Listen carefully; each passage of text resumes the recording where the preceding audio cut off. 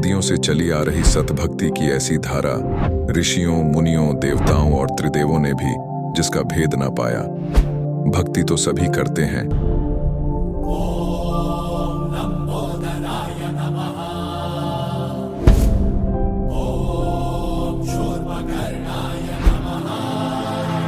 और हरदम यह सोच रहती है कि रहने के लिए आलीशान घर हो, घूमने के लिए बड़े बड़े पार्क हो, खाने पीने के लिए स्वादिष्ट भोजन हो, हम कभी बीमार ना हो, कभी दुखी ना हो और कभी भी ना मरे।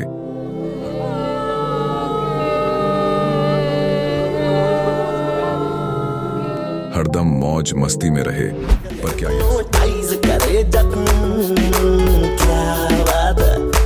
पर क्या यह संभव है? हम सब इतनी भक्ति करते हैं, व्रत करते हैं, श्राद्ध निकालते हैं, कावड़ लेकर आते हैं,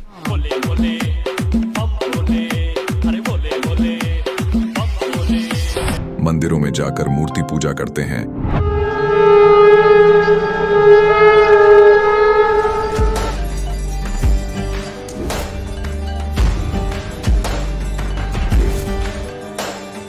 भानुकोटिभास्वरं भवाब्धितारकं परं नीलकण्ठमीप्सितार्थदायकं त्रिलोचनं कालकालमम्बुजाशमक्षशूलमक्षरम्। चर्च में जाकर प्रेयर करते हैं,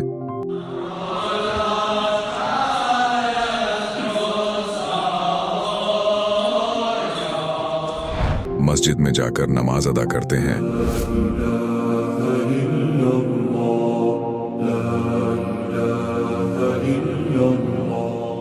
अल्लाहु अकबर कबीरा, और गुरुद्वारों में जाकर माथा टेकते हैं,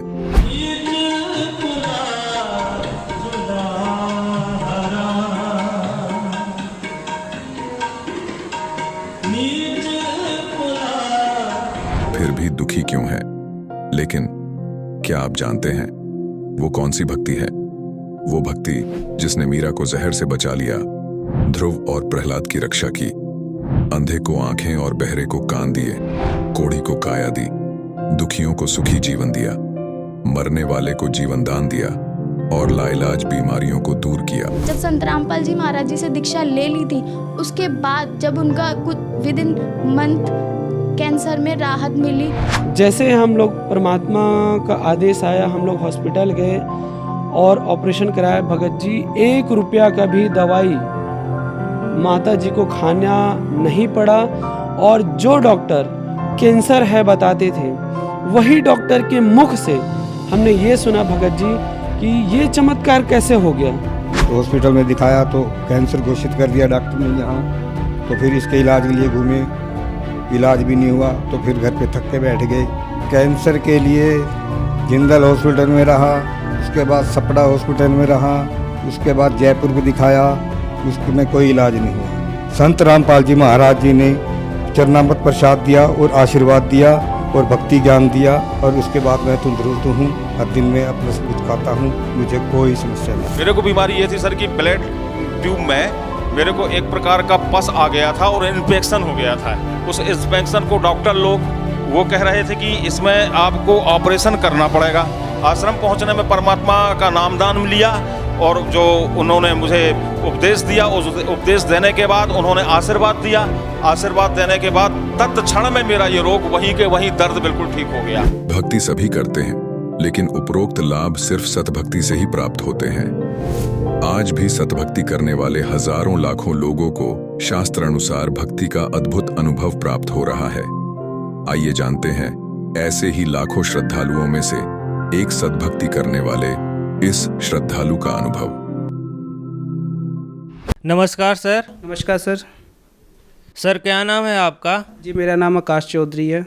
सर आप कहाँ के रहने वाले हैं? मैं स्टेट पंजाब डिस्ट्रिक्ट लुधियाना से हूँ सर। सर संत रामपाल जी महाराज की शरण में आने से पहले आप क्या भक्ति साधना करते थे? जी मैं संत रामपाल जी महाराज जी की शरण में आने से पहले शास्त्र विधि को त्याग कर मनमानी पूजा करता था। जैसे मंदिरों में जाना, तीर्थों पे जाना, मूर्ति पूजा, गुरुद्वारे चले जाना, या और भी अन्य जैसे पीर पैगम्बरों के धार्मिक स्थल हैं, वहाँ पे जाके ये भक्ति साधना किया करता था सर।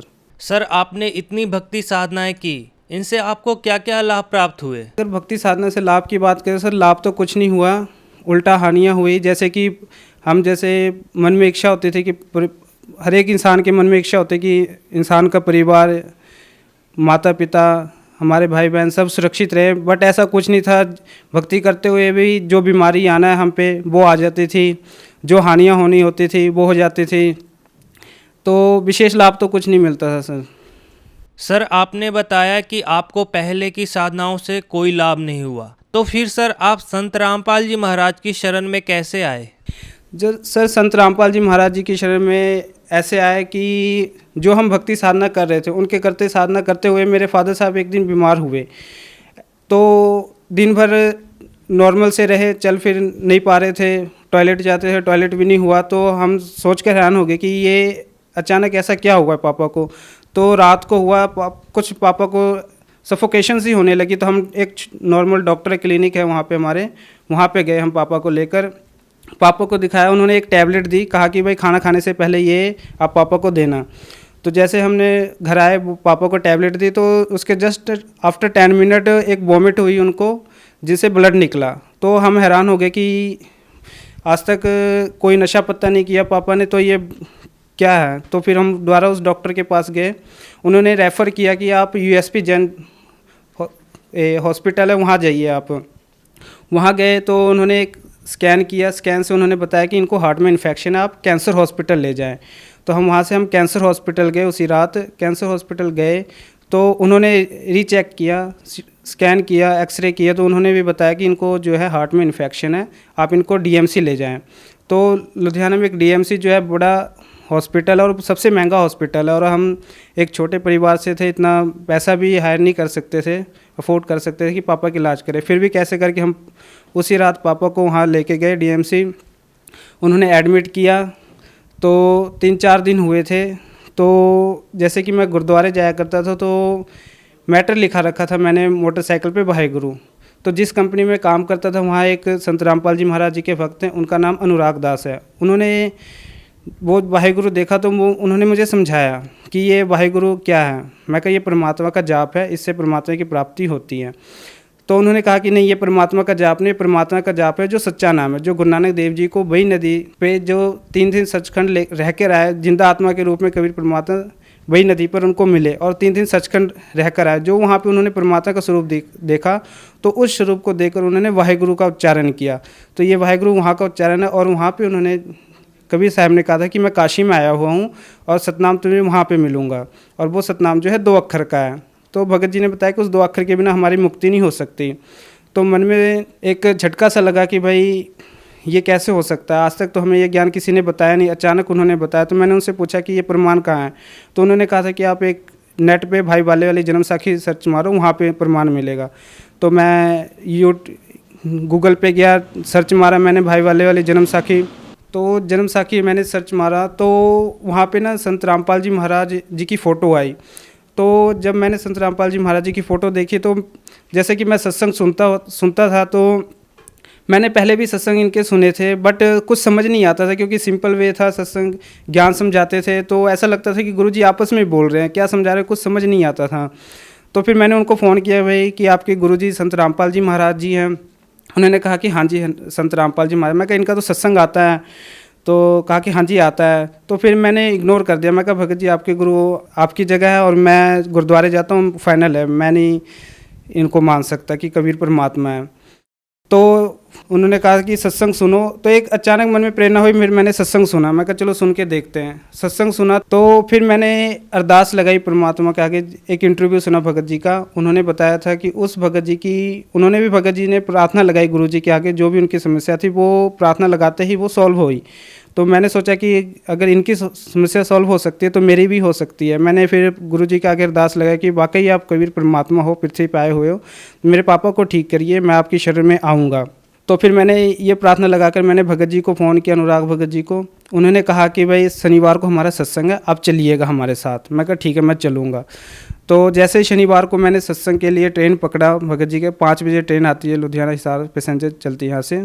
5 बजे जैसे ही मैंने ट्रेन में बैठा मुझे फ़ोन आया मम्मी का कि ऐसी सी बात है, पापा को डिस्चार्ज कर दिया गया है हॉस्पिटल से, आप कहाँ हो? तो मैं कहा मैं तो गुरुजी की शरण में जा रहा हूँ, सत्संग सुनने जा रहा हूँ संत रामपाल जी महाराज जी का। तो कहा कि आप कैसे हो, आप पापा को डिस्चार्ज किया गया और आप फिर इधर जा रहे हो तो कैसे होगा, कौन लेके जाएगा? मैं कहा परमात्मा ही आप उनको घर पहुँचाएँगे, मैं तो जा रहा हूँ, मुक्ति डिस्चार्ज कराने वाले भी परमात्मा ही हैं। तो फिर हम बरवाला पहुँचे और संत रामपाल जी महाराज जी से नाम दीक्षा ली। सर आपने संत रामपाल जी महाराज से नाम दीक्षा ली, तो क्या उससे आपको कोई लाभ प्राप्त हुए? सर लाभ ऐसे था कि हमारा एक मकान था पुनीत नगर में, वो एग्रीमेंट का मकान था। तो एग्रीमेंट का तो सरकार की जगह होती है, वो उसका कोई पता नहीं होता कि सरकार कब गिरा दे। तो हमने वो मकान बेचने पे सेल करने के लिए लाया। सेल पे जब उसको लगाया तो वो मकान जल्दी बिक नहीं रहा था। तो हमने गुरुजी के आगे प्रार्थना लगाई, तो परमात्मा ने कहा कि दया करेंगे परमात्मा। तो वो परमात्मा की दया से वो मकान भी बिक गया और एक रजिस्ट्री वाला प्लॉट था 50 गज का, जितने में वो बिका उतने में हमें वो रजिस्ट्री वाला प्लॉट मिला 50 गज का बना बनाया मकान। एक ये लाभ हुआ। बाकी लाभ जो भी होता है, मन में इच्छा होती है परमात्मा जी कि कुछ भी चाहिए होता है, मन में मनोकामना होती है, तो वो परमात्मा पूरी कर देते हैं। सर हमें जो मेरे फादर साहब पे जो वो बीमारी की समस्या आई थी, वो एक हमारे लिए एक परिवार, पूरे परिवार के लिए एक ऐसा पॉइंट, ऐसी सिचुएशन थी कि ऐसा लगा था कि भाई हमारा पूरा परिवार ख़त्म है, क्योंकि हमारे पास पैसे भी उतने नहीं थे जिससे हम उतना इलाज कर सकें। क्योंकि डीएमसी बहुत एक 1 वीक रहे पापा, करीब हमारा 80,000 का करीब खर्चा हो गया था और हमारे पास इतने पैसे भी नहीं थे कि हम आगे अफोर्ड कर सके पापा को। तो हमने डॉक्टर को भी कह रहे थे कि 3-4 दिन हुए थे, डॉक्टर को भी कहा कि भाई प्लीज़ हमारे पापा को यहाँ से डिस्चार्ज करो, हमारे पास इतने पैसे नहीं है। तो डॉक्टर ने मना कर दिया कि भाई अभी नहीं, जब तक बिल्कुल तरह से स्वस्थ नहीं हो जाते तब तक नहीं करेंगे। हमने डॉक्टर साहब को भी बोला कि हमारे पास इतने पैसे नहीं हैं जो नहीं कर सकते, प्लीज़ आप डिस्चार्ज करो। बट वो डॉक्टर कहते नहीं, इलाज करा के ही आपको जाना पड़ेगा। तो मन में ये भी थी कि अब एक तरह का हम सोचे कि फंस गए हम। तो फिर जब गुरुजी के आगे अरदास लगाई तो नाम दीक्षा ली, तो परमात्मा ने वहाँ से वो पापा को डिस्चार्ज किया। सर जो श्रद्धालु आपको देख रहे हैं उनको आप क्या संदेश देना चाहेंगे? जी संदेश तो परमात्मा ही दे सकते, बट एक रिक्वेस्ट करना चाहेंगे हम अपने भाई बहनों से, देश की पूरी जनता से, और स्पेशली उन बड़े बड़े नेताओं से like respectable Narendra Modi ji, CM Manohar Lal Khattar जी और रिस्पेक्टेबल राष्ट्रपति जी, इतने पढ़े लिखे एजुकेटेड हैं जो आज देश के विकास के लिए पूरे इनकी निकले हुए कि हम देश का विकास करेंगे, देश में शांति लाएंगे, गरीबी दूर करेंगे। तो उन सबको ये मैसेज देना चाहूँगा कि प्लीज़ एक रिक्वेस्ट है आप सबसे कि देश में शांति जो आ सकती है सिर्फ संत रामपाल जी महाराज जी के ज्ञान से ही पूरे विश्व में शांति आ सकती है। जैसे कि गीता अध्याय 18 के श्लोक 62 में बताया गया कि अर्जुन पूर्ण शांति के लिए तू उस परमेश्वर की शरण में जा जिसकी कृपा से तू परम शांति और शाश्वत स्थान को प्राप्त करेगा। तो परम शांति जो है, जब हम शास्त्र अनुकूल भक्ति करेंगे तभी पूरे विश्व में आ सकती है, और वो शास्त्र अनुकूल भक्ति सिर्फ संत रामपाल जी महाराज जी के पास है। तो पूरे विश्व से, अपने भाइयों बहनों से, जो मेरे पेरेंट्स हैं, जितने भी रिलेटिव हैं, फ्रेंड हैं, या पूरे विश्व की जितनी भी जनता, उन सबसे रिक्वेस्ट करूंगा कि प्लीज़ आज पृथ्वी पर सतगुरु संत रामपाल जी महाराज पूर्ण संत और पूर्ण परमात्मा कबीर साहब के रूप में आए हुए हैं, उनसे नाम दीक्षा लीजिए। और मनुष्य का जो मेन उद्देश्य है, हमारा जो एक मनुष्य की जो मनुष्य लाइफ की वैल्यू है, वो 84 लाख योनियाँ भुगत कर हमें मिलती है, और इतने कष्ट भोगने के बाद हमें एक मनुष्य जन्म मिला है, और इसको भी सत भक्ति के बिना ऐसे ही गुजार देंगे तो मनुष्य जीवन व्यर्थ है। तो यही प्रार्थना करूंगा कि प्लीज़ आप संत रामपाल जी महाराज जी का एक बार सत्संग सुने, ज्ञान को समझे, परमात्मा को पहचाने, और जो वेदों में सत भक्ति बताई गई है उनके अनुसार भक्ति कर कर अपना जन्म मरण का रोग कटाएं। सर जो श्रद्धालु संत रामपाल जी महाराज से नाम दीक्षा लेना चाहते हैं वह नाम दीक्षा कैसे ले सकते हैं? जैसे टीवी पर एवरीडे चैनलों पे संत रामपाल जी महाराज जी का सत्संग आता है, उन सत्संग को सुने, ज्ञान को समझे, और नीचे सत्संग के नीचे चैनल पे एक पीली सी पट्टी होती है, उन पे नंबर लिखे होते हैं। तो अगर आप नाम दीक्षा लेने के इच्छुक हैं तो उन नंबर पे कांटेक्ट करें, और वो आपको गाइड करेंगे कि कहाँ से आप जिस भी स्टेट के होंगे वहाँ आपको उसी स्टेट में आपको नाम मिल जाएगा। धन्यवाद सर। जी धन्यवाद, थैंक यू सर। अब जगत गुरु तत्वदर्शी संत रामपाल जी महाराज जी के सत्संग के माध्यम से उस अद्वितीय आध्यात्मिक ज्ञान के बारे में जानते हैं जिसके माध्यम से आप भी प्राप्त कर सकते हैं ऐसे आध्यात्मिक, मानसिक और भौतिक सुख जो अभी तक आपने सिर्फ मीराबाई, ध्रुव, प्रहलाद जैसे कुछ ही भक्तों की जीवन कथा में सुने होंगे। अब सुनिए तत्वदर्शी संत के संग शास्त्र अनुकूल भक्ति सत्संग, ऐसा अद्वितीय आध्यात्मिक ज्ञान जिसका है सर्वधर्मों के पवित्र शास्त्रों में प्रमाण। जो हम अभी तक श्री राम, श्री कृष्ण, विष्णु और शंकर भगवान आदि को भगवान माना करते थे, कहते इनसे वो अलग है, वो परमात्मा। देखिएगा, धर्मदास ये जग बोरा ना कोई न जाने पद निर्वाणा, यही कारण मैं कथा पसारा, जग से कहिए वो राम न्यारा। ये राम है। यही ज्ञान जग जीव सुनावो, सब जीवों का भरम नसाओ, अब मैं तुमसे कहूँ चिताई ही, तेरे देवन की उत्पत्ति भाई। तीनों देवता ब्रह्मा विष्णु महेश की उत्पत्ति बताता हूं। कुछ संक्षेप कहूँ गौराई, सब संशय तुम्हारे मिट जाई, भरम गए जग वेद पुराना, आदि राम का वेद न जाना। ये आदि राम है जो पहले का सबसे पुरातन सनातन भगवान। राम राम सब जगत बखाने, आदि राम कोई बिरला जाने। यहाँ राम राम सब कहते हैं, लेकिन आदि राम जो सनातन परमात्मा है उसके विषय में कोई नहीं जानता। कहते हैं राजा राम सबको यह जग जाने, तुमसे ताको भेद बखाने। इस राजा राम को सब जाना, आदि राम को नहीं जानते।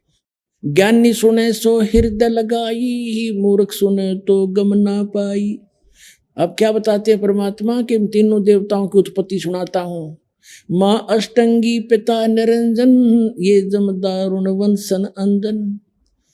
अब कहते हैं ज्ञानी सुनेगा, बुद्धिमान सुनेगा तो तुरंत स्वीकार करेगा, और मूर्ख सुनेगा तो नहीं कहेगा झूठ बोला है, कहाँ से ले आया ये कथा, कहाँ से ले आया। तो परमात्मा कहते हैं बुद्धिमान सुनेंगे ना सारे प्रमाण देख के, तो वो स्वीकार करेंगे, हृदय से लगाएंगे सच्चाई को। और मूड होते हैं वो तो मान्य नहीं करते, तो उनके लिए नहीं है ये कॉलेज, ये स्कूल उनके लिए नहीं है, ये तो बुद्धिमान व्यक्तियों के लिए है ये ज्ञान। अब क्या बताते हैं देखिएगा, ज्ञानी सुने सो हृदय लगाई, मूर्ख सुने तो गम ना पाई।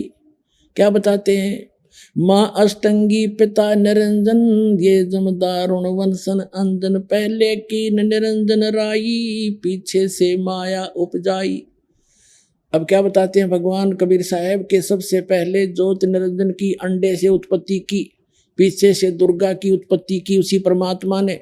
फिर इन दोनों के संयोग से ब्रह्मा विष्णु महेश की उत्पत्ति हुई। देखिएगा, पहले की निरंजन राई, पीछे से माया उपजाई।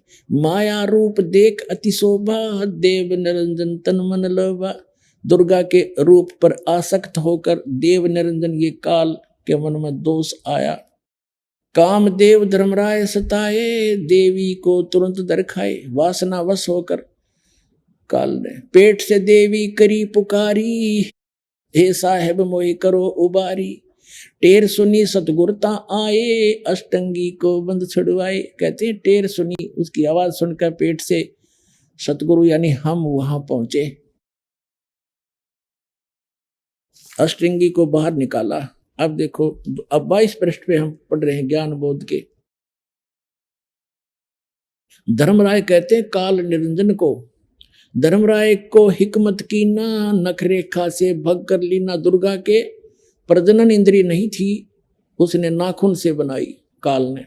धर्मराय करे भोग विलासा, माया को सो रही तब आशा। काल निरंजन और दुर्गा ने, धर्मराय की ने भोग विलासा, माया को रही तब आशा। दुर्गा प्रेग्नेंट हुई। 3 पुत्र अष्टंगी जाए, ब्रह्मा विष्णु शिव नाम धराए। अब दुर्गा और काल के संयोग से दुर्गा ने 3 पुत्रों की उत्पत्ति की, जिनका ब्रह्मा विष्णु शिव नाम धरे गए, रखे गए। 3 देव विस्तार चलावे, इनमें ये जग धोखा खावे। पुरुष गम कैसे कोई पावे, परमात्मा की जानकारी कैसे प्राप्त हो। पुरुष गम कैसे कोई पावे, काल निरंजन जग भरमावे। सबको गलत ज्ञान से ये प्रेरित रखता है, भ्रमित रखता है। तीन लोक अपने सुत दीना, सुन निरंजन बासालीना। अलख निरंजन सुन ठिकाना, ब्रह्मा विष्णु शिव भेद न जाने। ब्रह्मा विष्णु महेश कोई पता नहीं इनका पिता कौन है, इतना धोखेबाज है ये। तीन देव सो उनको धावे, निरंजन का वो पार न पावे। ब्रह्मा विष्णु महेश भी उसके खोजने में लगे हुए हैं, आज तक वो अपने पिता को भी प्राप्त नहीं कर सके, क्योंकि इसने कसम खाई है, इसने प्रतिज्ञा की है कि मैं कभी किसी के सामने नहीं आऊंगा। गीता अध्याय नंबर 11 के श्लोक नंबर 47 और 48 में ये स्वयं कहता है कि अर्जुन ये है मेरा वास्तविक रूप, और इस रूप के दर्शन आज से तेरे से पहले ना किसी ने किए, ना आगे कोई कर सकता। ना वेदों में वर्णित विधि से, ना किसी जप से, ना तप से, ना किसी क्रिया से मेरी कोई इस मेरे दर्शन नहीं कर सकता। इति सिद्धम, वेदों में वर्णित विधि से भगवान प्राप्ति नहीं होती। और वेदों में ब्रह्म का नाम है ओम, उसकी साधना से ब्रह्म प्राप्ति होती है। इसने प्रतिज्ञा कर रखी है कि मैं दर्शन नहीं दूं किसी को, तो इससे वेदों में वर्णित विधि से निरंजन पाया नहीं, मिला नहीं, उसने प्रतिज्ञा कर रखी है, जिसलिए इन्होंने, जिस कारण से सभी ने उसको निराकार घोषित कर दिया है। अब परमात्मा ने आकर बताई सारी ए से लेकर जेड तक सारी कहानी, तब ये समझ में आई। अब देखिएगा, तीन देव सो उसको धावे, निरंजन का वो पार न पावे। अलख निरंजन बड़ा बटपारा, बटपारा माने धोखेबाज, ठग। और तीन लोग जीव कीन आहारा, तीन लोग के जीवों को खाता है। ब्रह्मा विष्णु शिव नहीं बचाए, सकल खाए पुन धूर उड़ाए। ब्रह्मा विष्णु महेश की भी मृत्यु होती है और इनको भी ये खाता है। गीता प्रेस गोरखपुर से प्रकाशित श्री देवी भागवत सचित्र मोटा टाइप, उसके 123 पृष्ठ पर विष्णु जी स्वयं स्वीकार करते हैं, अपनी माता दुर्गा की स्तुति करते हैं, तुम शुद्ध स्वरूपा हो, ये सारा संसार तुम्हीं से उद्भासित हो रहा है। मैं ब्रह्मा और शंकर हम आपकी कृपा से विद्यमान है, हमारा आविर्भाव माने जन्म और तिरोभाव माने मृत्यु हुआ करता है। तो यहाँ ये खुद कहता है, इस परमात्मा ने भी कहा है ब्रह्मा विष्णु महेश की भी मृत्यु होगी और एक दिन इनको भी खाएगा। ये देखिए, फिर कहते हैं ब्रह्मा विष्णु शिव नहीं बचाए, सकल खाए पुन धूर उड़ाए। इन सबको खाता है, ब्रह्मा विष्णु महेश भी नहीं बचते हैं। अब तिनके सुत हैं तीनों देवा, ये अंदर जीव करते हैं सेवा। परमात्मा कहते हैं ब्रह्मा विष्णु और शिव ये तीनों पुत्र इस काल और दुर्गा के पुत्र हैं।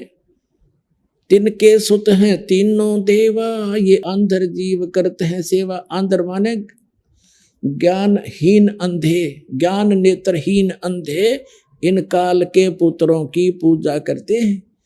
जैसे आपको श्रीमद् भगवद गीता अध्याय नंबर 7 के श्लोक 12 से लेकर 15 में प्रमाणित किया है। उसमें गीता ज्ञानदाता भी यही है, ये कहता है काल भगवान कि इन तीनों त्रिगुणमयी माया, रजगुण ब्रह्मा, सतगुण विष्णु, तमगुण शिव जी के द्वारा जिनका ज्ञान हरा जा चुका, इनसे आगे किसी को मानने को तैयार नहीं। ये राक्षस स्वभाव को धारण किए हुए मनुष्यों में नीच दूषित कर्म करने वाले मूर्ख, ये मेरी भक्ति भी ना करते। तो यहाँ ये क्या कहते हैं देखिएगा, परमात्मा ने कहा कि तिनके सुत हैं तीनों देवा, ये अंधर जीव करते हैं सेवा। ये अंधे ज्ञान नेत्रहीन, तत्व ज्ञान नेत्रहीन अंधे प्राणी इन्हीं के ब्रह्मा विष्णु महेश की पूजा करते हैं, तीनों देवताओं की। और परमात्मा कहते हैं तीन देव की जो करते भक्ति, उनकी कदे ना हो वह मुक्ति। गुण तीनों की भक्ति में ये भूल पड़ो संसारे, कहे कबीर निज नाम बिनो कैसे उतरो पारे। अब देखिएगा, तिनके सुत हैं तीनों देवा, अंदर जीव करते हैं सेवा। अकाल पुरुष काहू नहीं चीन्या, काल पाए सभी गैलीना। ऐसा राम सकल जग जाने, आदि राम को न पहचाने। इस राम कृष्ण ने तो सारे जाना है, उस आदि ब्रह्म को, आदि राम को नहीं पहचानते। तीनों देव और असुर अवतारा, ताको भजे सकल संसारा। अब देखो कितनी गहरी वाणी कही है, तीनों देव असुर अवतारा और ताको भजे सकल संसारा। अब क्या बताया परमात्मा ने, तीनों देव ब्रह्मा विष्णु महेश और इनके ही अवतारों को श्री राम और श्री कृष्ण के रूप में सभी पूजा करते हैं, उनकी पूजा करते हैं। देखिए, तीनों देव और असुर अवतारा ताको भजे सकल संसारा। अब जैसे राम के साथ रावण का भी भजन होता है और कृष्ण के साथ कंस का भी होता है, ये असुर थे।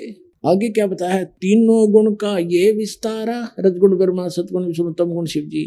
धर्मदास मैं कहूँ पुकारा, गुण तीनों की भक्ति में ये भूल पड़ो संसार। कहे कबीर निज नाम बिना कैसे उतरो पार। अब ये स्पष्ट हो गया, परमात्मा ने 600 वर्ष पहले ये कथा सुनाई थी सृष्टि रचना। वैसे तो परमात्मा जब आते हैं कबीर जी तभी सुनाते हैं, अपने द्वारा रची हुई सृष्टि को वही बता सकता है। जैसे श्रीमद् भगवद गीता अध्याय नंबर 10 के श्लोक नंबर 2 में गीता ज्ञानदाता कहता है कि मेरी उत्पत्ति को न ये ऋषि जानते, न ब्रह्मा विष्णु महेश ये देवता जानते, क्योंकि ये सब मुझसे उत्पन्न हुए। तो जैसे पिता की उत्पत्ति को बच्चे कैसे बताएंगे, वो तो दादाजी बतावेगा। तो वो सबके ग्रैंडफादर, सबके जनक, सबके दाता, सबके परमात्मा वो परमेश्वर कबीर जी हैं, जो जोराहा रूप में काशी में 120 वर्ष रह कर गए। उन्होंने वो सबके जनक है, उन्होंने आकर ये ज्ञान बताया। जैसे कबीर साहब उन विद्वानों से पूछा करते थे, हमारे आचार्यों और शंकराचार्यों से, कौन ब्रह्मा का पिता है, कौन विष्णु की माँ, शंकर का दादा कौन है, हमको दे बता। तो यहाँ इनकी टाइम फिस हो जाती, जो कहते है इनका कोई माता पिता नहीं है, ये लोकवेद सुनाया करते थे। और गरीबदास साहिब जी ने परमात्मा के विषय में बताया है, अनंत कोट ब्रह्मांड का एक रति नहीं भार, सतगुरु पुरुष कबीर हैं ये कुल के सिरजनहार। हम सुल्तानी नानक तारे दादू को उपदेश दिया, जात दुलाहा भेद नहीं पाया वो काशी में है कबीर हुआ। तो पुण्यात्मा कबीर इज गॉड। और ये सृष्टि रचना भगवान ने अपने द्वारा रची हुई पहले ही बताई और बाद में जो क्रियाएं हुई वो भी बताई। और इसके जो दास ने कबीर परमात्मा के द्वारा बोली हुई अमर वाणी में सच्चिदानंद घन ब्रह्म की वाणी तो 600 वर्ष पहले बोली गई थी और आदरणीय धर्मदास साहिब जी के द्वारा लिपिबद्ध की गई थी, उससे पढ़कर भी सुनाया। और यही प्रमाण आपको आप दास ने सैकड़ों बार पुराणों में, वेदों में और गीता में दिखाया। तो पुण्यात्माओं कबीर इज गॉड। सौभाग्य आपका, आपको ज्ञान सुनने को मिल रहा है। अब कहते हैं समझा है तो सिर धर पाओ और बहोर नहीं रे ऐसा दाव। समझ में आ गया तो सिर पर पाँव रख लो, यानी बहुत स्पीड से, अर्थात सब बुराइयों को छोड़ो और जग से नाता कम करो, परंपराएं घटाओ और सफर पर बढ़ो, भगवान के पाने वाले मार्ग पर चलो, अपना कल्याण करवाओ। बोलो सतगुरुदेव की जय।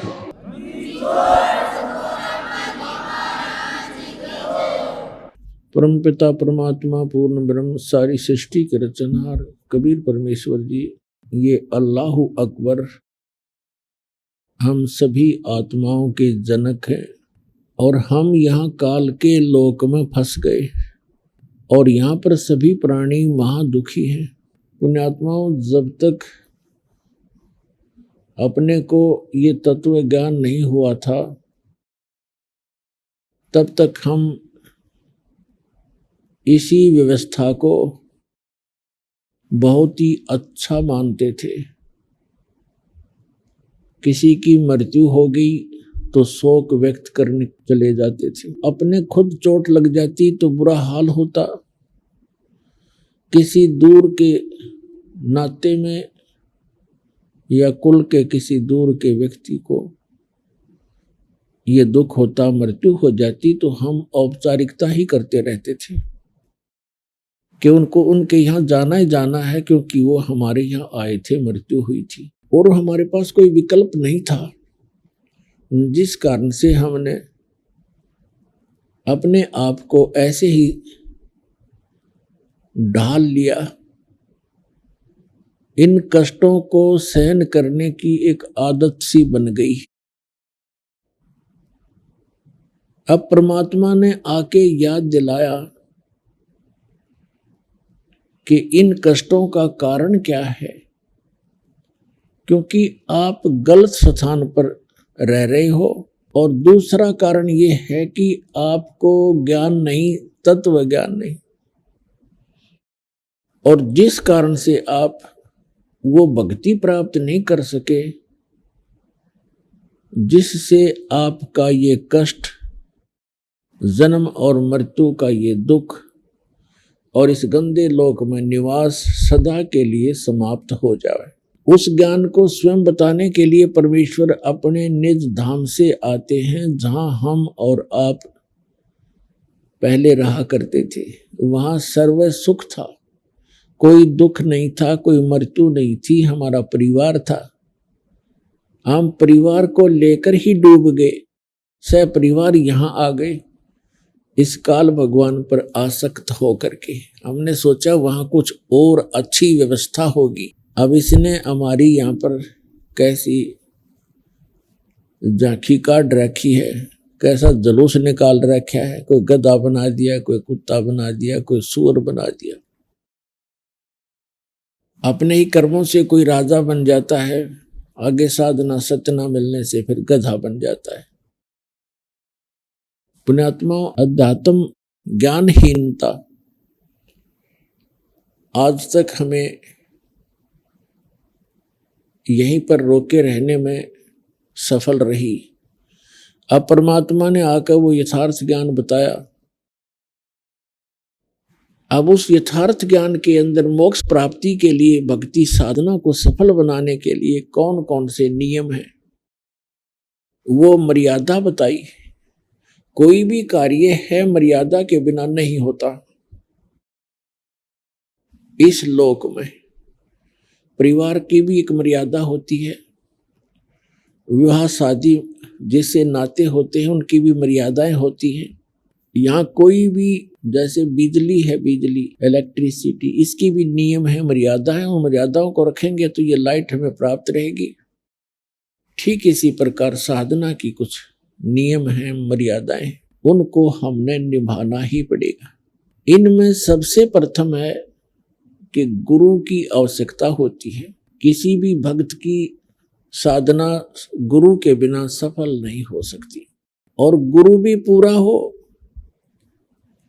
इनकम्प्लीट गुरु से बात नहीं बनेगी। ज्ञान पूरा हो, पूरा गुरु मिलेगा तो आपको सारी वस्तु ही संपूर्ण मिलेंगी, क्योंकि पूरे का काम पूरा ही होता है। अब गुरु के बिना बात बने नहीं। परमात्मा ने स्वयं आकर के ज्ञान दिया है कि आप जी श्री राम और श्री कृष्ण जी को तो बहुत ही समर्थ मानते हो, और उन्होंने भी गुरु बनाने पड़े। श्री रामचंद्र जी ने वशिष्ठ ऋषि से उपदेश लिया, दीक्षा ली, और तब वो सब लोग जा सके। श्री कृष्ण जी ने दुर्वासा जी से दीक्षा ली, उनके शिष्य बने, तब वो सब लोग जा सके। श्री कृष्ण जी के गुरु के बारे में संदीपनी ऋषि और बीच में आता है। संदीपनी ऋषि से उनको अक्सर ज्ञान हुआ था, जैसे टीचर होते हैं पढ़ाई वाले, शिक्षा वाले, और एक होते हैं आध्यात्मिक टीचर, गुरु। तो संदीपनी उनके अक्सर ज्ञान कराने वाले गुरु थे, और दुर्वासा जी उनके अध्यात्म मार्ग के गुरु थे। तो परमात्मा कहते हैं कबीर जी, राम कृष्ण से कौन बड़ो, उन्हों भी गुरु कीन, तीन लोक के वे धनी, गुरु अग आदीन। कि श्री राम और कृष्ण जी ने भी गुरु बनाने पड़े, तो आप बगैर गुरु की साधना कर रहे हो, तो समझदार को इतना ही संकेत बहुत है। फिर बात रही पूरे गुरु की, तो पूरे गुरु की पहचान क्या है? परमेश्वर ने स्वयं ये ज्ञान बताया है, उसकी पहचान बताई है, हमारे सदग्रंथों के अंदर भी वो प्रमाणित है। सतगुरु के लक्षण कहूं, मधुरे वचन विनोद, 4 वेद 60 शास्त्र वो कहे 18 बोध। अब क्या बताया है कि सतगुरु के लक्षण कहूं,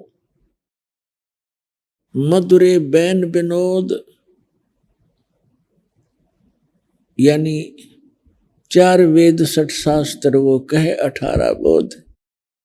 सतगुरु सब सदग्रंथों का ज्ञाता होता है। 4 वेदों का निष्कर्ष यथार्थ ज्ञान सतगुरु को ही प्राप्त होता है। और दूसरी पहचान बताई है, जो कबीर परमेश्वर का निज संत होगा, सतगुरु होगा, जो उसका कृपा पात्र होगा। जो संत मम सत शब्द दरडावे, वा के संग सब राड बढ़ावे। ऐसे संत महंतन की करनी, धर्मदास में तो से वर्णी। मेरा जो परम संत होगा उसका दूसरा लक्षण ये होगा कि जो संत मम सत शब्द दृढ़ावे, मेरे इस यथार्थ ज्ञान को जो दृढ़ता के साथ जनता को बताएगा, उसके संग सभी राड बढ़ावेंगे, विरोध पैदा करेंगे, झगड़ा करेंगे। और कलयुग के अंदर अस संत महंतन की करनी कि इस कलयुग में ऐसी इन संत और महंतों की करनी हो जाएगी, धर्मदास में तो से वर्णी। फिर बताया है श्रीमद् भगवत गीता अध्याय 4 के श्लोक 32 और 34 में। 32 में कहा कि अर्जुन, अभी तक जो भी ज्ञान मैंने इस आपको चौथे अध्याय में दिया है, 25 से लेकर 31 तक श्लोकों में, तो कोई कैसी साधना करता है, कोई देवताओं की पूजा करता है, कोई स्वाध्याय करता है, गीता जी का पाठ कर लिया, वेदों का पाठ कर लिया, इस तरह की। कोई केवल योग अभ्यास ही करता है, योगासन। कोई श्वास उश्वास की क्रिया को देखता रहता है, आती जाती को। और सभी अपनी अपनी साधना को पाप नाशक जानते हैं, क्योंकि यदि उनको पता लग जाए कि साधना ठीक नहीं है तो तुरंत त्याग देंगे। चौथे अध्याय के 32वें श्लोक में कहा है कि वास्तविक जो जानकारी है, विस्तार के साथ इन यज्ञों की जानकारी, यज्ञ माने धार्मिक अनुष्ठानों की जानकारी सच्चिदानंद घन ब्रह्म की वाणी में वर्णित है, विस्तार के साथ कही है। यहाँ अनुवादकर्ताओं ने गीता अध्याय 4 के श्लोक 32 में अनुवादकर्ताओं ने गलत अनुवाद कर दिया, क्योंकि उनको तत्व ज्ञान नहीं था और वो श्री कृष्ण से अन्य कोई भगवान नहीं मानते थे, कंप्लीट गॉड मानते थे, संपूर्ण भगवान, पूर्ण परमात्मा। जिस कारण से उन्होंने अर्थों के अनर्थ करने प्रारंभ कर दिए। यहाँ लिखा है ब्रह्मणे मुखे, ब्रह्मणे मुखे, ब्रह्मणे का अर्थ यहाँ पर इन्होंने वेद कर दिया, ये गलत किया। गीता अध्याय नंबर 17 के श्लोक नंबर 23 में यही शब्द है ब्रह्मणे। ओम तत्सत इति निर्देश है ब्रह्मणे त्रिविध समर्थ है, ब्राह्मणा तेन वेदा च यगा विहिता पुरा। तो वहां इन्होंने ठीक अनुवाद किया, ब्रह्मणे माने सच्चिदानंद घन ब्रह्म कर दिया, वो सही अनुवाद किया है, वो ठीक अर्थ किया है। लेकिन यह चौथे अध्याय के 32वें श्लोक में इनकी बुद्धि स्लिप कर गई, फिसल गई, क्योंकि अज्ञानी व्यक्ति कहीं ना कहीं गलती करेगा ही करेगा। तो यहां भी लिखना था ब्रह्मणे मुखे माने सच्चिदानंद घन ब्रह्म, मुखे माने उसके मुख से उच्चरित वाणी में, यानी सच्चिदानंद घन ब्रह्म, वो परम अक्षर ब्रह्म। गीता अध्याय नंबर 8 के श्लोक नंबर 3 में गीता ज्ञानदाता ने अपने से अन्य कोई परमात्मा बताया है, जिसको परम अक्षर ब्रह्म कहा है। परम अक्षर ब्रह्म कहो, सच्चिदानंद घन ब्रह्म कहो। उसने सच्चिदानंद घन ब्रह्म ने अपने मुख कमल से जो ज्ञान कहा है वो तत्व ज्ञान है, और उसके अंदर धार्मिक अनुष्ठानों यज्ञों की जानकारी विस्तार के साथ कही है। चौथे अध्याय के 34वें श्लोक में कहा है, उस तत्व ज्ञान को अर्जुन तू तत्वदर्शी संतों के पास जाकर समझ, उनको दंडोत प्रणाम करने से, कपट छोड़कर सरलता पूर्वक प्रसन्न करने से वो तत्वदर्शी संत तुझे परमात्मा का, उस तत्व ज्ञान का उपदेश करेंगे। अब तत्वदर्शी संत ही परमात्मा के उस तत्व ज्ञान से परिचित होता है, वो पूर्ण सतगुरु होता है। अब इससे एक तो ये बात सिद्ध होगी कि श्रीमद् भगवत गीता के अंदर वो ज्ञान नहीं है जो तत्व ज्ञान है। नहीं तो यहाँ गीता ज्ञानदाता कह देता कि तत्व ज्ञान 17वें अध्याय में है या 16वें अध्याय में, वहां पढ़ लिए, या एक अध्याय और बना देता 19वां। उसको खुद ज्ञान नहीं है, इसलिए उसने एक ऑप्शन छोड़ दिया है कि ये ज्ञान तत्वदर्शी संत ही बता सकते हैं, उनसे सुनो। अब गीता अध्याय नंबर 15 के श्लोक नंबर 1 के अंदर तत्वदर्शी संत की पहचान बताई है। ऊर्ध्व मूलम अधः शाखम अश्वत्थम प्राहु अवम छंदासी यस्य पर्णानि ये तम वेद स वेदवित। इसका अर्थ बनता है कि ऊपर को जड़ वाला और नीचे को शाखा वाला, ये संसार रूपी अविनाशी पीपल का वृक्ष जानो। और छंदासी यस्य पर्णानि, जिसके छंद माने विभाग, पत्ते आदि जिसके विभाग हैं। और ये तम वेद, और जो इस संसार रूपी वृक्ष के सर्वांग सभी पार्ट्स को, ऑल पार्ट्स को बता देगा, स वेदवित, वह वेद के तात्पर्य को जानने वाला है, वह तत्वदर्शी संत है। तो पुण्यात्मा, परमेश्वर कबीर जी जो परम अक्षर ब्रह्म हैं, सच्चिदानंद घन ब्रह्म हैं, वे स्वयं आए थे भारतवर्ष की पावन धरती पर सन 1398 में पवित्र नगरी काशी में। और वहाँ काशी नगर से बाहर एक सरोवर के अंदर विकसित कमल के फूल के ऊपर आके नवजात शिशु का रूप धारण किया था। वहां से नीरू नीमा नाम के पति पत्नी दुल्हा प्रतिदिन स्नानार्थ जाया करते थे, क्योंकि लहर तारा तालाब गंगा के स्वच्छ जल से वर्षा के दिनों में जब गंगा फुल स्विम पर चलती थी, फुल भर के लहरों के द्वारा गौ घाट के ऊपर से उछल उछल कर लहरों के द्वारा उस झील के अंदर वो पानी संग्रहित हो जाता था, जो सारा वर्ष पर्याप्त रहता था। बहुत सुंदर जल गंगा का होता था। वो प्रतिदिन वहां स्नान करने जाया करते थे, क्योंकि यही नीरुनीमा, उसी जीवन में ब्राह्मण ब्राह्मणी थे। मुसलमानों ने उनको जबरदस्ती मुसलमान बना दिया था, और हिंदुओं ने मुसलमानों को गंगा में स्नान करने पर प्रतिबंध लगा दिया था घाट के ऊपर। तो उसके बाद ये मुसलमान बना दिए गए थे बाई फोर्स। तो इनके पास कोई विकल्प रहा नहीं था, जुल्हे का काम करने लग गए। पहले ये ब्राह्मण थे, विद्वान थे, शिव के पुजारी थे, भगवान शिव के शिव पुराण की कथा करके ये दक्षिणा से गुजारा किया करते थे, निर्वाह करते थे।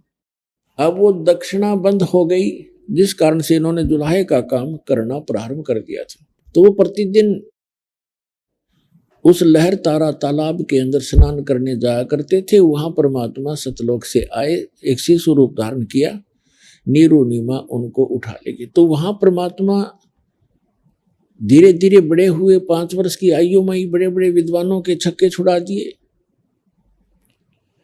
परमात्मा 5 वर्ष के थे उस समय। महर्षि कहो, पंडित जी कहो, स्वामी रामानंद जी 104 वर्ष के थे, और वेदों और गीता के बड़े विद्वान माने जाते थे। ये लंबा प्रकरण है, लेकिन अब थोड़ा शॉर्ट करके बताऊंगा। और स्वामी रामानंद जी वेदों और गीता और पुराणों के विद्वान माने जाते थे। 16 वर्ष की आयु में ही वो दीक्षित हो गए थे।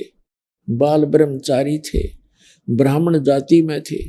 वहाँ लगभग 1400 उन्होंने शिष्य ऋषि बना रखे थे, जो उनके द्वारा बताए गए वेद और गीता और पुराणों के ज्ञान को आगे जनता में प्रवचन किया करते थे, बताया करते थे। अब दास ये बताने जा रहा आपको कि तत्वदर्शी संत भी परमात्मा कबीर जी स्वयं ही थे। और उसके पश्चात जिन महापुरुषों को मिले वो तत्वदर्शी संत थे। कौन कौन? आदरणीय धर्मदास साहिब जी, आदरणीय मलुकदास साहिब जी, आदरणीय नानक साहिब जी, आदरणीय दादू साहिब जी, आदरणीय गरीबदास साहिब जी, गांव छुरानी, जिला झज्जर, हरियाणा वाले, आदरणीय गीसा दास जी, गांव खेखड़ा, अब जिला बागपत हो गया, बागपत, पहले मेरठ जिला था, उत्तर प्रदेश वाले। और फिर ये स्वामी रामानंद जी परमात्मा से परिचित होने के बाद फिर ये भी तत्वदर्शी संत बन गए थे, लेकिन परमात्मा मिलने से पहले की ये कथा आपको सुना रहा हूं। तो परमेश्वर ने स्वयं आकर के वो तत्व ज्ञान बताया था। उस समय परमात्मा तत्वदर्शी संत की भूमिका भी कर रहे थे, भगवान तो वो है ही हैं, और एक अच्छे नागरिक की भूमिका भी कर रहे थे, और एक अच्छे दास की भूमिका भी कर रहे थे। हमारे लिए एक उदाहरण पेश करके गए कि इस लोक में यदि आप मोक्ष चाहते हैं तो यहाँ की सब बकवादें, सब यहाँ के जो नकली सुख, इनसे मन हटाना पड़ेगा, तब आप यहाँ सफल हो सकोगे। तो क्या बताया था परमात्मा ने 600 वर्ष पहले तत्वदर्शी संत की भूमिका करते हुए? अक्सर पुरुष एक पेड़ है, सर पुरुष वाकी डारे, तीनों देवा शाखा है, 22 पात रूप संसारे। अक्सर पुरुष एक पेड़ है, निरंजन कहो, सरपुरुष कहो, इसे काल कहो, सरब्रह्म कहो, सरपुरुष वाकी डार, और तीनों देवा, रजगुण ब्रह्मा, सतगुण विष्णु, तम गुण शिव जी, तीनों देवा शाखा हैं ये पात रूप संसार।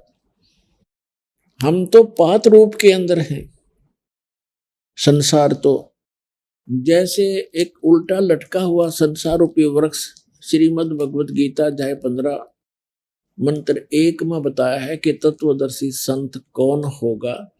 जो संसार रूपी वृक्ष, जो ऊपर को जड़ वाला, नीचे को तीनों गुण रूपी शाखा वाला संसार रूपी वृक्ष है, और उसके पत्ते आदि सब विभाग हैं।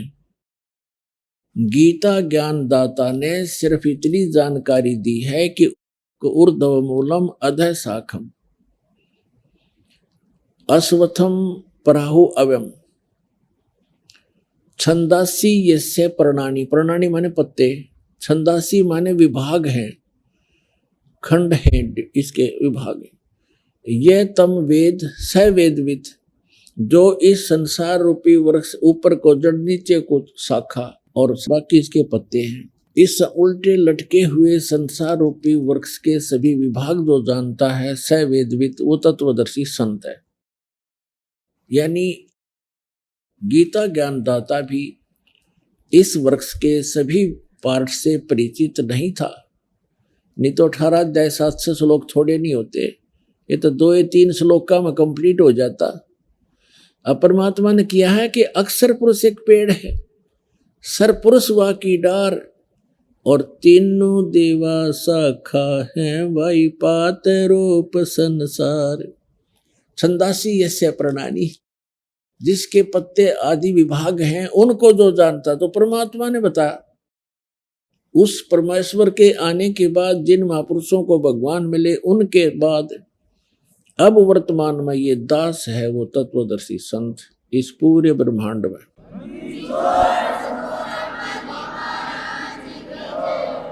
पुण्यात्मा, अपनी आप महिमा करना अच्छा सा नहीं लगता, लेकिन मेरी मजबूरी बन गई, क्योंकि हमारे भगवान ने भी अपनी जानकारी आप पर बताई थी। हम ही अलख अला हैं, कुतुब गोस और पीर, गरीबदास खालिक धनी, हमरा नाम कबीर। ए स्वामी, सृष्टा में, सृष्टा माने सारी सृष्टि का रचने वाला, ए स्वामी सृष्टा में सृष्टि हमारा तीर, और दास गरीब, गरीबदास जी बता रहे हैं भगवान की महिमा। जैसे तुलसीदास जी ने श्री रामचंद्र जी की रामायण लाखों वर्ष पहले की घटना जो कि तो अपनी सिंपल भाषा में चित्रार्थ कर दी थी, ऐसे ही परमेश्वर से परिचित होने के बाद आदरणीय गरीबदास साहिब जी ने परमात्मा की महिमा अपनी अमरवाणी में आंखों देखा भगवान को और सारे ब्रह्मांडों को, सारे लोकों को चित्रार्थ की। तो यहाँ गरीबदास जी का नाम इसलिए आता है, गरीबदास जी बता रहे हैं भगवान ने ऐसे कहा, ए स्वामी सृष्टा में, रामानंद जी से कहा था, ए स्वामी सृष्टा में और सृष्टि हमारे तीर, ये सारा संसार, सारी सृष्टि, अनंत असंख्य ब्रह्मांड, ये मेरे तीर, मेरे आधार हैं।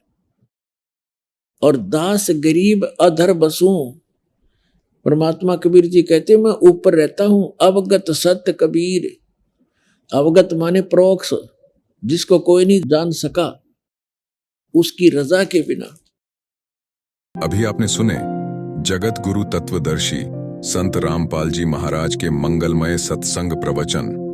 आइए अब सुनते हैं उन भक्तों के अनुभव जिन्होंने संत रामपाल जी महाराज के प्रमाणित ज्ञान से प्रभावित होकर नाम दीक्षा लेकर अनेकों लाभ प्राप्त किए। नमस्कार सर। नमस्कार जी। सर क्या नाम है आपका? मेरा नाम दास पुनीराम टंडन है। सर कहाँ से हैं आप? मैं बलौदाबाद छत्तीसगढ़ से हूँ। सर संत रामपाल जी महाराज से नाम दीक्षा आपने कब ली? मैं संत रामपाल बंदी छोड़ महाराज से नाम दीक्षा 12/10/2020 में लिया। सर क्या काम करते हैं आप? मैं पुलिस, छत्तीसगढ़ पुलिस विभाग में हवलदार के पद पर काम करता हूँ। सर आपने क्या क्या भक्ति साधनाएं की हैं अभी तक, कृपया हमारे दर्शकों को बताएं। हाँ जी, मैं भक्ति साधना करता था। संत रामपाल गुरु महाराज से नाम दीक्षा लेने के पहले सतनामी पंथ में मैं पंडित कदमदास मार्कंडे से ज्ञान दीक्षा लिया था और सतनामी पंथ के मुताबिक सतनाम चौका आरती करता था गांव-गांव जा कर के, और जिसमें मैं बहुत सारे लोगों को नामदान भी देता था, गुरु पद में कार्य करता था। मैं सतनामी पंथ में सतनाम का चौका आरती करता था और लोगों को दीक्षा भी देता था। एक दिन मैं यूट्यूब चैनल में संत रामपाल गुरु महाराज का प्रवचन सुना। उसके सुनते ही मेरे आत्मा में आभास हो गया कि ये पूर्ण परमात्मा है। सर जैसा कि आपने बताया कि आप सतनामी पंथ में महंत थे, 30 साल से सतनामी पंथ में आप महंत का काम कर रहे थे और आप एक खुद गुरु पद पर थे। तो सर जब आप खुद गुरु थे, बहुत सारे ऐसे श्रद्धालु देखे हैं हमने कि वो गुरु पद छोड़कर संत रामपाल जी महाराज जी को अपना गुरु बना रहे हैं। आपने भी ऐसा ही किया, तो सर इसके पीछे मुख्य कारण क्या रहा? मैं शुरू से ही सतनाम की खोज करता था, सतनाम की तलाश करता था, खोज करता था आखिर की सतनाम है क्या चीज़। मैं सतनामी पंथ के मुताबिक गुरु घासीदास बाबा का अनुयायी था, उसका नाम पान ले रखा था, उनका नाम पान लेता था, उन्हीं का पूजा पाठ करता था। लेकिन मुझे सतनाम के बारे में कोई जानकारी नहीं प्राप्त हुआ। समाज के गुरुओं को, समाज के महंतों को सबसे जानकारी लिया कि आखिर सतनाम क्या है, तो हर कोई यही बता देते थे कि सतनाम सतपुरुष एक ही है और बाकी निराकार है। लेकिन मैं भी इसी में संतुष्ट हो गया था कि फिर लेकिन मेरे आत्मा से मैं ये तलाश करता था कि सतनाम जब नाम आया है तो कहीं ना कहीं सतनाम तो कुछ होगा। इसकी तलाश में एक दिन मैं यूट्यूब में चैनल में देखा, तब मैं संत रामपाल गुरु महाराज का प्रवचन सुना तो मुझे ऐसे आभास लगा कि यह स्वयं परमात्मा है। ये परमात्मा के अलावा इस प्रवचन को कोई नहीं कह सकता, इस बात को कोई नहीं बता सकता।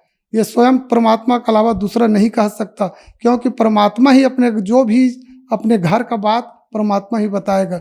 उसी दिन से मैं रामपाल गुरु महाराज के शरण में अपने मन वचन कर्म से समर्पित हुआ और मैं अपने बच्चों को भी गुरु महाराज के शरण में लेकर के नामदान दीक्षा दिलवाया और मैं स्वयं नामदान लिया। और मैं अपने शिष्यों को भी कहा कि भाई आप लोग जिस भगवान की तलाश करते हो, जिसकी पूजा करते हो, वो परमात्मा मनुष्य के रूप में इस धरती पर विद्यमान है। आप उनसे नाम दीक्षा लो और नाम दीक्षा ले करके अपने कल्याण कराओ। ऐसा के इस सब शिष्यों को बोला। उसमें से कुछ शिष्य आकर के नामदान भी लिए हैं और कुछ आ रहे हैं कुछ लेने के लिए। संत रामपाल गुरु महाराज से नाम दीक्षा लेने के लिए आ भी रहे हैं और कुछ लिए भी हैं। मेरे शिष्यों को मैं बताया कि आज तक इस धरती में जो भी नाम पान आया है ये नकली है, ये नकली गुरु, नकली महंत, नकली संत हैं और उसी के अंतर्गत मैं भी हूँ। मेरा भी ज्ञान कोई पूर्ण ज्ञान नहीं है, लेकिन संत रामपाल गुरु महाराज स्वयं परमात्मा के रूप में नाम दे रहे हैं, वो मोक्ष मुक्ति के लिए ही नाम है, मोक्ष मुक्ति का नाम है। आप सब नाम दान लो और अपना कल्याण कराओ, ऐसे मैंने सबको आगाह किया हूँ। सर, अभी कुछ समय पहले से ऐसा देखा जा रहा है कि बहुत सारे गुरु महंत, जिसमें आप भी एक हैं, अपना गुरु पद छोड़कर संत रामपाल जी महाराज को आपने अपना गुरु बनाया, गुरु माना, आज उनके शिष्य हैं। तो सर, ऐसा संभव हो रहा है कि आप लोग गुरु पद छोड़कर संत रामपाल जी महाराज जी के शरण में आ रहे हैं? ऐसा क्या है संत रामपाल जी महाराज जी के पास, और संत रामपाल जी महाराज जी को ही आपने अपना गुरु क्यों बनाया?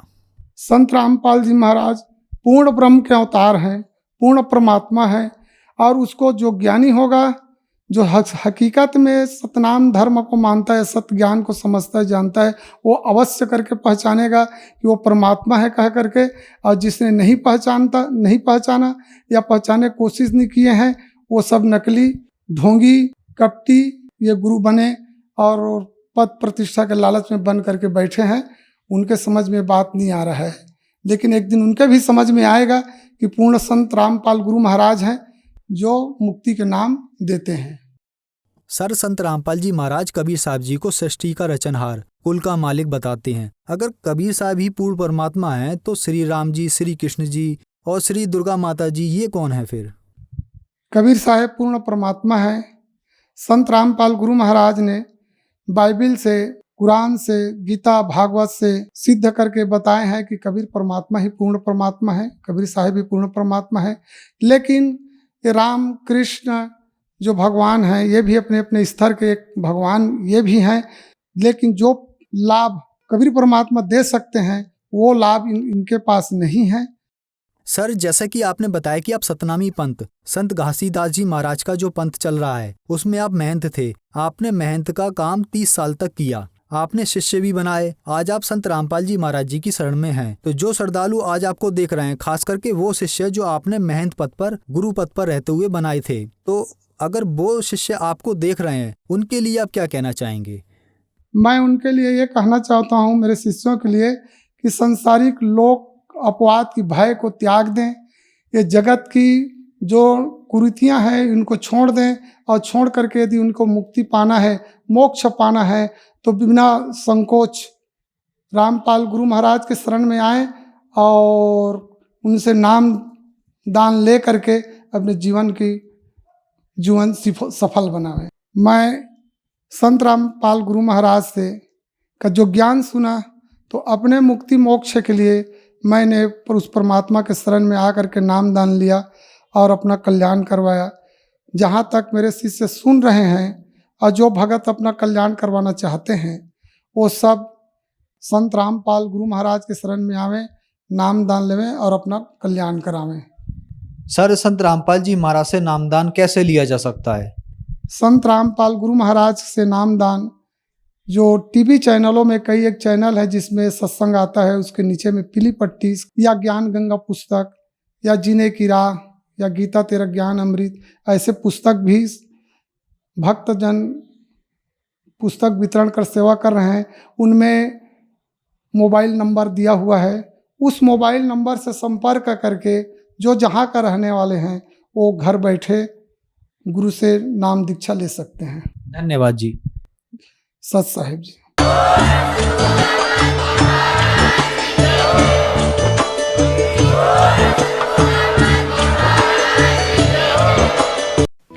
आप सुन रहे थे जगत गुरु तत्वदर्शी संत रामपाल जी महाराज के मंगल प्रवचन। अधिक जानकारी के लिए संपर्क करें